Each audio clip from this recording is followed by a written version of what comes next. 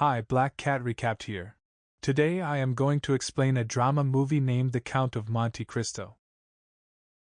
During a time of great change in France, when Napoleon's rule was coming to an end, two friends named Edmond Dantes and Fernand Mondego were on a ship.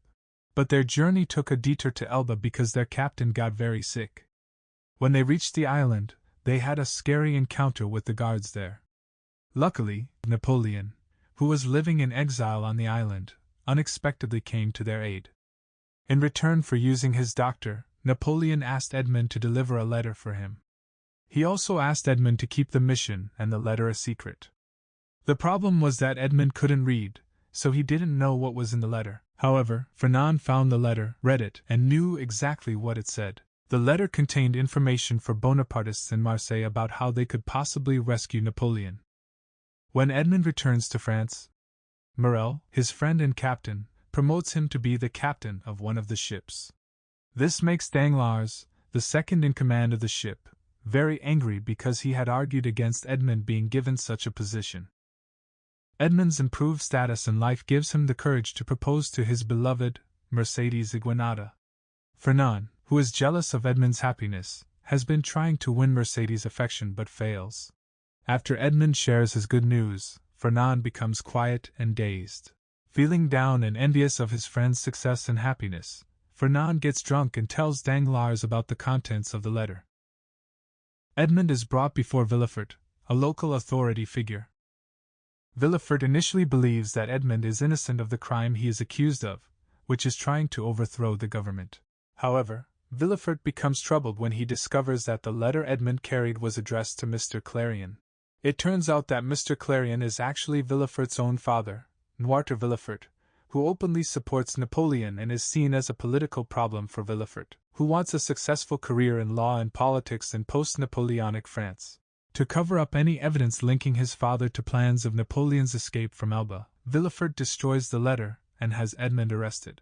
Edmond is then taken to a very secure prison called Château d'If, where he remains for more than 10 years with no hope of being released.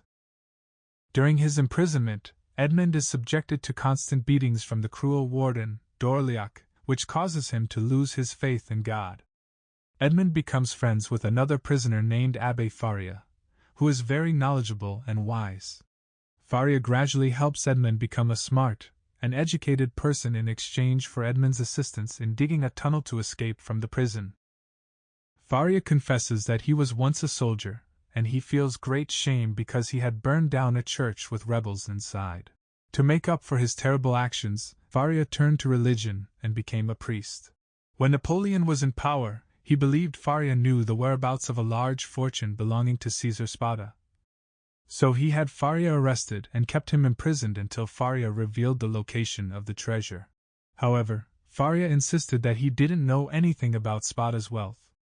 During their time together, Edmond starts to uncover how Fernand and the others were able to betray him. He asks Faria to teach him the skills of a soldier, including how to use a sword. One day, while Edmond and Faria are digging, there is a cave-in that severely hurts Faria. Before he dies, Faria confesses that he actually knew where the treasure was hidden, even though he previously claimed ignorance. He gives Edmond a map showing the location of the treasure. Faria urges Edmond to follow God's teachings and give up seeking revenge. In a risky move, Edmond hides himself in Faria's burial sack, which is supposed to be thrown into the ocean alongside the prison. During the process, Edmond tries to grab the keys from d'Orléac, but they both end up being thrown into the sea. In the water, Edmond kills d'Orléac and leaves his body behind before swimming away. Edmond washes up on a distant shore, far away from Château d'If. However, he discovers that the place is occupied by smugglers and pirates. The leader of the group, Luigi Vampa, gives Edmond a chance to save his own life by participating in a knife fight against Jacopo, who had tried to keep gold for himself instead of sharing it with the crew.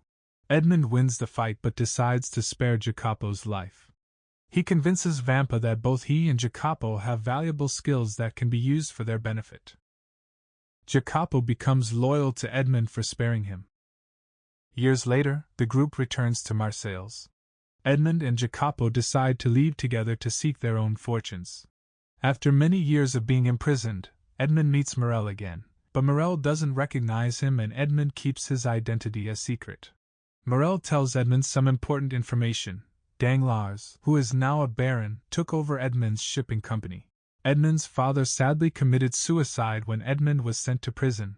Villefort, after his father's mysterious death, has become a chief prosecutor. Fernand has inherited his father's property, and Mercedes is now married to Fernand.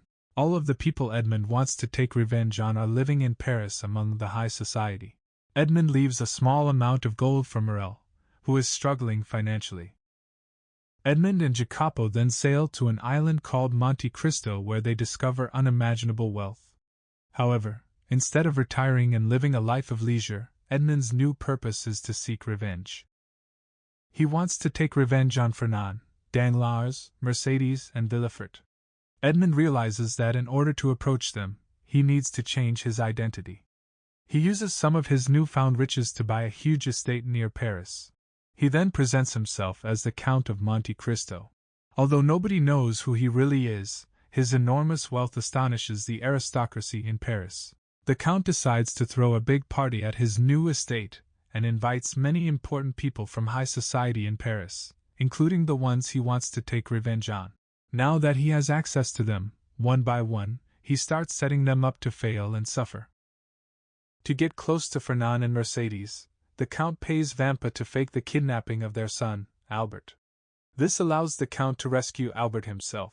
By saving their son, the Count earns their trust and is welcomed into Fernand and Mercedes' home. The Count puts financial pressure on Fernand, making him desperate. Fernand turns to Danglars and Villefort for help. Albert mentions to his father that the Count mentioned a Spada shipment and gold. This leads Fernand and Villefort to believe that the Count has found a hidden treasure belonging to Spada and that a new shipment of it will arrive soon. Fernand, Villefort, and Danglars make plans to steal the treasure, using Villefort's legal power to make it seem legitimate. However, they fall right into the Count's trap.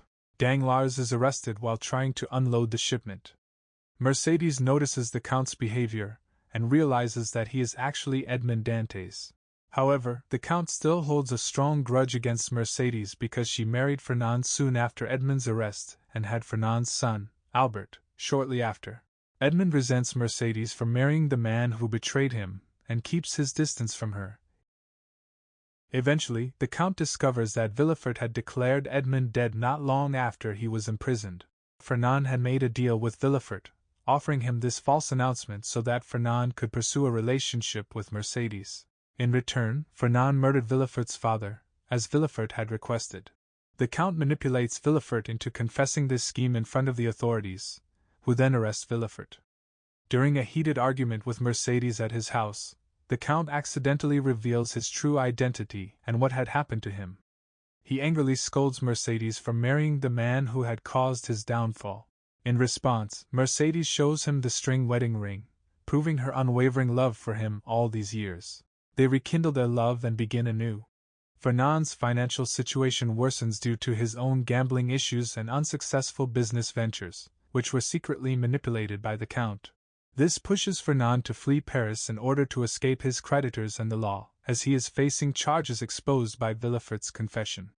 Mercedes decides not to follow Fernand with their son. Instead, she finally reveals the truth to Fernand. Albert is actually Edmond's son, as he was conceived before Edmond's arrest. With his life crumbling around him, Fernand leaves Mercedes and their son behind. Fernand goes to the place where he and Villefort plan to steal the treasure, but he finds the chest empty except for one containing a chess piece, symbolizing the connection he and Edmond had in the past. Edmond reveals himself as the Count and confronts Fernand for betraying him. Albert, who learned about Fernand's whereabouts, defends his father and sees the Count as a traitor who stole Mercedes from their family.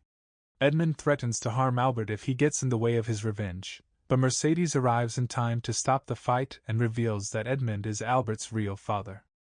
This revelation shocks everyone, especially Fernand, who allowed his own son to fight against his biological father to save his own life. In that moment, Fernand takes advantage of the situation and threatens to shoot Albert to escape. Edmond pleads with Fernand to spare Albert's life in exchange for giving up his quest for revenge. Jacopo injures Fernand with a knife throw, but in the commotion, Fernand's gun accidentally goes off, wounding Mercedes in the process. Fernand rides away, realizing that his life has crumbled. He has lost his wealth, status, family, and the respect of the law. In his desperation, he calls out to Edmond, demanding that he face him. Jacopo comforts Edmond, saying that confronting Fernand is the only way to bring an end to this whole situation. They engage in a violent fight, which ultimately results in Edmond killing Fernand. After some time, Edmond goes back to the Chateau d'If, which he bought. Edmond decides to embrace a life centered around family and God.